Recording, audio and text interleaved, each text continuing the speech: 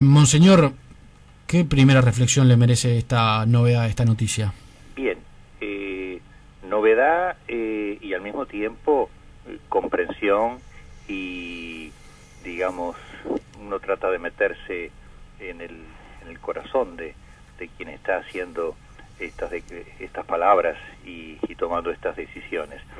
El Papa es consciente de que hoy el ministerio, la tarea, el oficio de dirigir la Iglesia visiblemente requiere fuerzas, requiere viajes, requiere recibir hoy, digamos, a una delegación, mañana un grupo de obispos, pasado a afrontar decisiones o enviar mensajes o, en fin, estar atento a la marcha de todo el mundo, de los problemas que son vistos a la luz de la fe, pero que donde la Iglesia tiene también una palabra, una opinión, una sugerencia, y en otras cosas que se refieren a la Iglesia, directamente el Papa debe intervenir.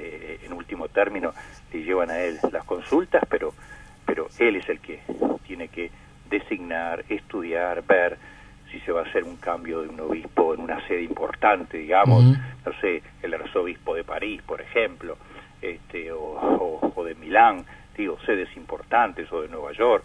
Bueno, es ahí él personalmente que estudia los expedientes, los ve, los hace llevar, me han dicho a mí personalmente los cardenales que colaboran, ¿no? Sí. El Papa quiere verlos personalmente, no solamente firmar. Así que uno comprende que requiere fatiga. Yo lo que puedo decir, la última vez que lo vi personalmente fue en el mes de noviembre, la última semana, o la penúltima. Y bueno, fuimos recibidos, era un congreso sobre migraciones y bueno, efectivamente entró ya con un bastón, caminando muy lentamente, saludó solamente a 2 o 3 cardenales y los demás quedamos ahí un poco a la espera, a ver si también nos tocaba saludarlo, deseábamos, pero no fue posible. Así que uno ve que... ¿Usted lo había visto disminuido en ese último encuentro? Bueno, de alguna manera comenté, sí, dije realmente, ¿no? Afrontar los proyectos que tiene para el año 2013, por ejemplo, yo pensaba, ¿podrá venir a Río de Janeiro en el mes de julio a la Jornada Mundial de Jóvenes que está prevista? Sí. Me preguntaba eso. Los jóvenes lo esperan, los organizadores esperan, digamos, con mucha ilusión su presencia. Y bueno, me preguntaba realmente, ¿no?, estos desgastes que exigen estos desplazamientos. Y bueno, realmente que por eso es que no es absolutamente sorprendente, ¿no? Lo sorprendente es, digamos, que en la historia no se ha dado.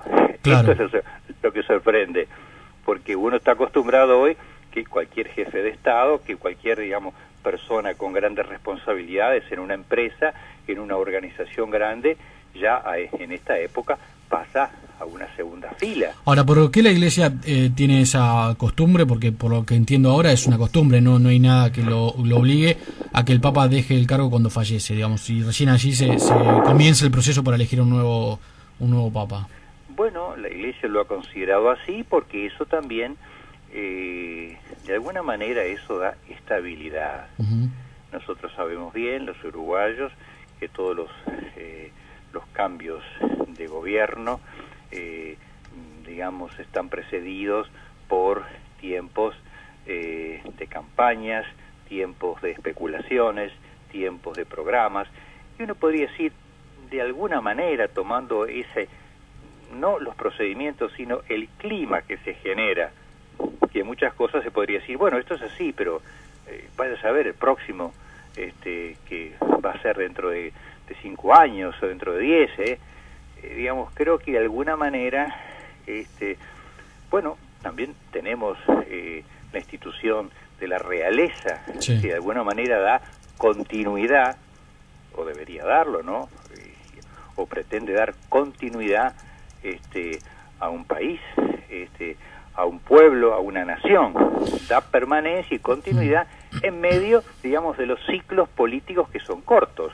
Pongamos en Italia, cada tanto suben, bajan, Bueno, una realeza, de alguna manera, algo similar podría estar inspirado, digamos, podría ser leída también esta costumbre en la iglesia muy antigua, muy tradicional, pero al mismo tiempo que tiene sus profundas razones. Y así nos hemos acostumbrado hasta el último papa que falleció en el papado, Juan Pablo II. O sea que nos hemos acostumbrado así, ¿no? Que aún sabiendo que las fuerzas van decayendo, no obstante, digamos, el vigor y digamos, y eso también nos hacía bien, ver a un papa que envejecía, que lo conocíamos joven, a Juan Pablo II, cuando vino aquí, lleno de dinamismo, y al mismo tiempo lo vimos viejo.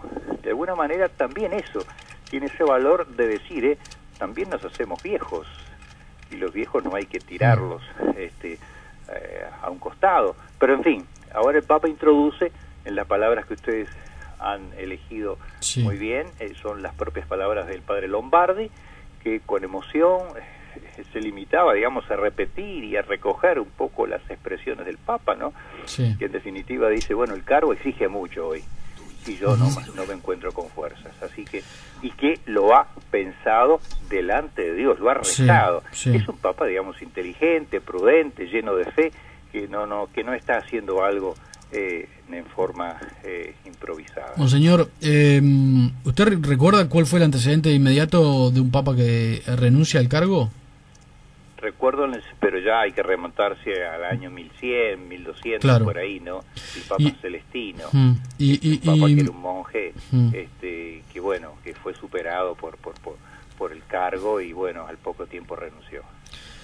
¿Y cómo puede leerse entonces esta decisión? Bueno, novedosa y que al mismo tiempo, digamos, la Iglesia no es una inmovilidad total, ¿no? En estas cosas, digamos... Está claro, pero ¿no hubo un proceso dentro de la Iglesia para comenzar quizás a evaluar la posibilidad de que los papas dejen el cargo en vida y quizás cuando sus fuerzas no lo estén acompañando? ¿O es una decisión personal, cree usted? Es personal, sí, pero ya se habló en la época, en los últimos tiempos de Juan Pablo II. Yo oí hablar mucho, se hablaba, se especulaba, pero ese tema creo que nunca salió de labios del propio Juan Pablo II. Claro. Así que esto es novedoso en cuanto que el propio Papa, con total lucidez, sintiendo que las fuerzas van disminuyendo, las fuerzas para caminar, pongamos las fuerzas físicas, que es lo más visible que uno que está viéndolo desde fuera puede observar, ¿no? Que esas fuerzas le fallan, que las tareas son muy grandes, y él dice, en el mundo de hoy, las responsabilidades. Bueno, él entonces hace esta manifestación de un deseo y seguramente será acompañada también de los procedimientos que correspondan, cómo será, de qué manera se procederá a la elección de su sucesor. Galimberti, ¿por qué, digo, de la manera que usted lo entienda, ¿verdad? ¿Por qué hacerlo en una instancia, por qué el anuncio hacerlo en este tipo de instancias, en el marco de la canonización, de un proceso de canonización, y no en una instancia particular en donde se convoque a una conferencia de prensa o donde se convoque a las máximas autoridades de la Iglesia para anunciarlo en el marco de una instancia separada a las canonizaciones que se estaban procesando hoy? No sé exactamente las circunstancias en las cuales él pronunció estas palabras que hemos oído hace unos minutos, pero de todos modos creo que eso no tiene mucha relevancia, ¿no? Lo importante es que son palabras las que hemos escuchado del propio padre Lombardi, que es el portavoz oficial elegido por el Papa para todos sus comunicados, que lo ha acompañado en sus viajes, que está muy cerca, así que si lo transmite, que lo haya dicho de una manera o de otra, realmente eso no es irrelevante, porque sin duda que a este pronunciamiento del propio Benedicto XVI habrá sido también confiado a sus cercanos, digamos, esta decisión totalmente personal, por lo que escuchábamos, habrá sido inmediatamente compartida con aquellos que colaboran en el día a día respecto a los mecanismos jurídicos que se tienen que instrumentar porque no están previstos, pero eso, digamos, se puede ir armando o buscando o definiendo a partir de su decisión. Repasemos, monseñor, cómo es el mecanismo para la elección de un nuevo papa. Se convoca a los cardenales. Se convoca a los cardenales electores, que son aquellos que no han cumplido 80 años, y se los convoca. ¿Cuántos son los cardenales electores, más o menos? Aproximadamente 120. 120, de todo el mundo, obviamente. De todo el mundo, claro, representan opiniones, voces, miradas de distintas partes del mundo, más los últimos que ha incorporado en el último cónclave. En Uruguay no hay un cardenal. ¿En Argentina hay?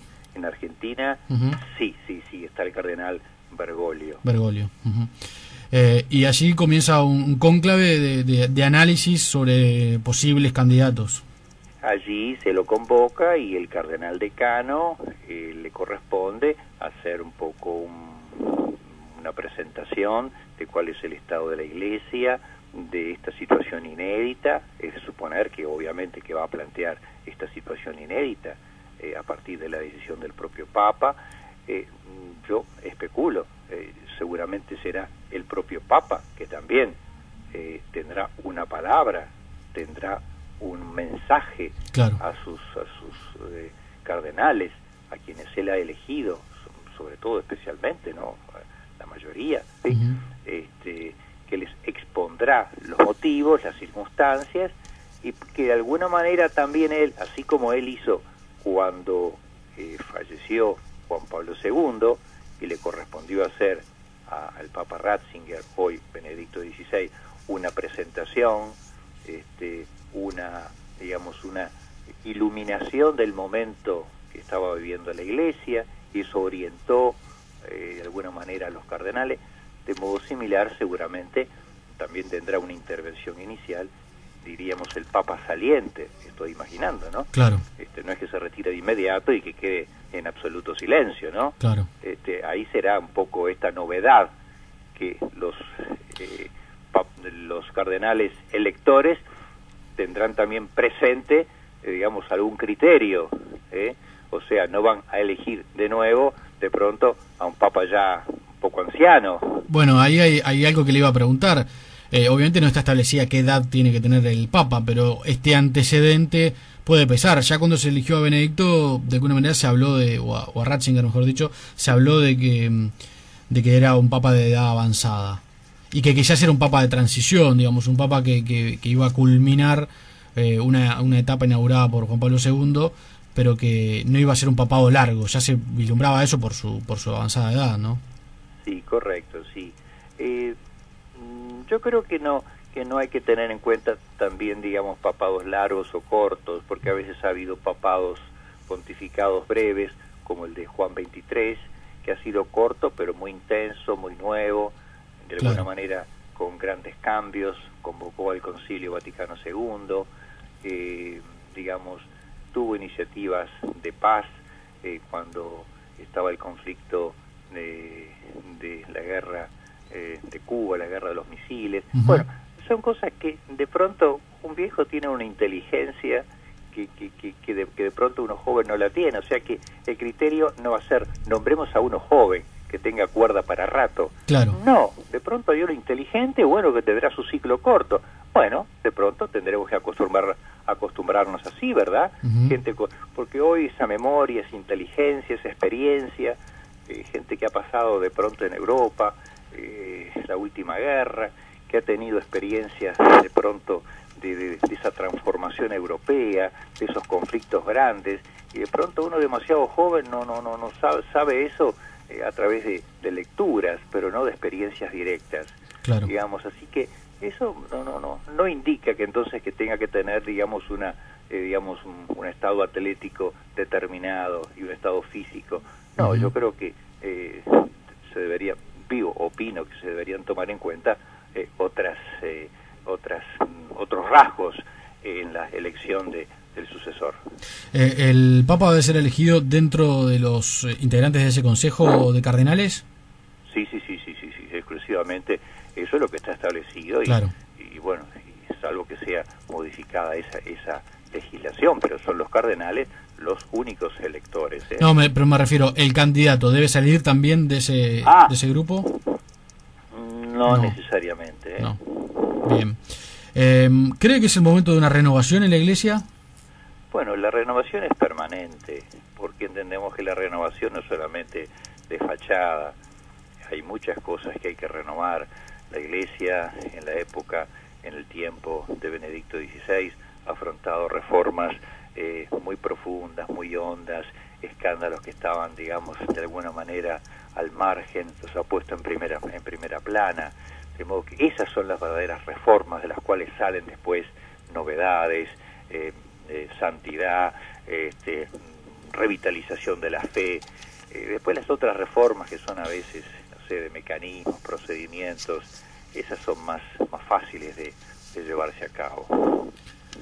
¿Qué destacaría del papado de Benedicto XVI? Bueno, que va a ser un papado breve, llegó al cargo en 2005, ¿no?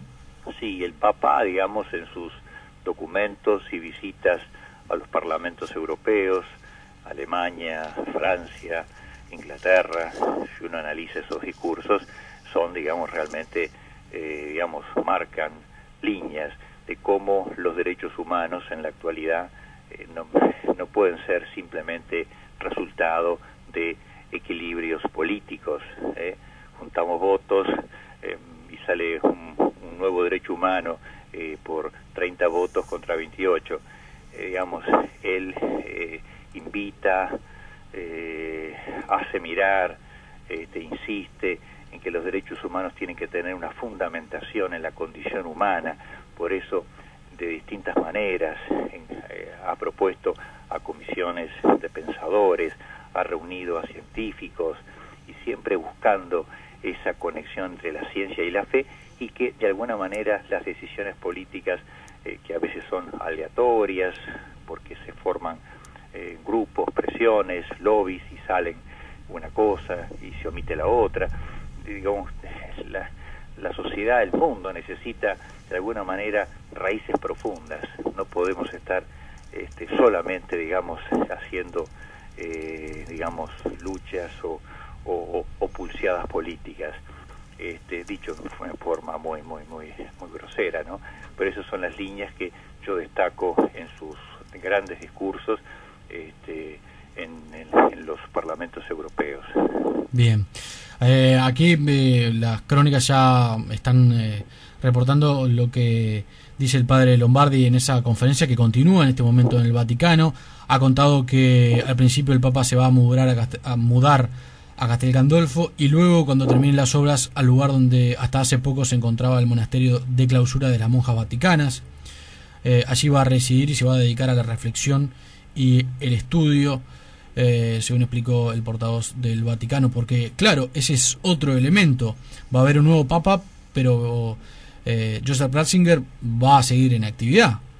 Va a ser un hecho bastante particular, ¿no? Más allá de que obviamente dará un paso atrás y quedará en un segundo plano en lo que es la vida de la Iglesia, ¿no? Sí, pero uno sabe que, digamos, en ese espacio del Vaticano hay también lugar para tener él su serenidad, su preparación para la muerte, que también a veces uno corre a gran velocidad y no tiene tiempo para ver su propio final.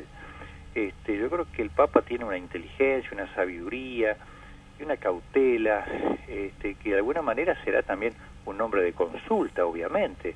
Claro. No lo van a dejar de lado. Mientras él tenga fuerzas intelectuales y espirituales, será hombre que va a escribir de pronto, sin duda, y va a estar ahí como un referente, pero no ya en esa constante y diaria fatiga de recibir, de saludar, de aplaudir, de bendecir a la muchedumbre, salir al balcón, de ir a la audiencia con 8.000 personas en el aula, después al día siguiente otra jornada fatigosa, me parece, digamos, que se merece un descanso también, y es un hombre que en esto muestra que es un hombre valiente también.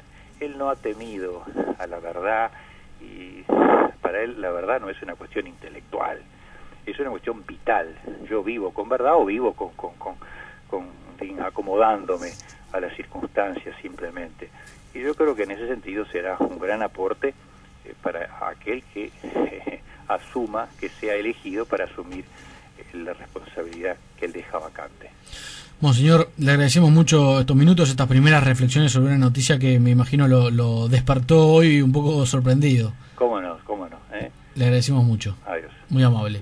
Monseñor Pablo Galimberti comentando esta novedad de hace algunas horas nada más, conocida hace menos de una hora, se hizo público la decisión de Benedicto XVI de renunciar a su puesto de Papa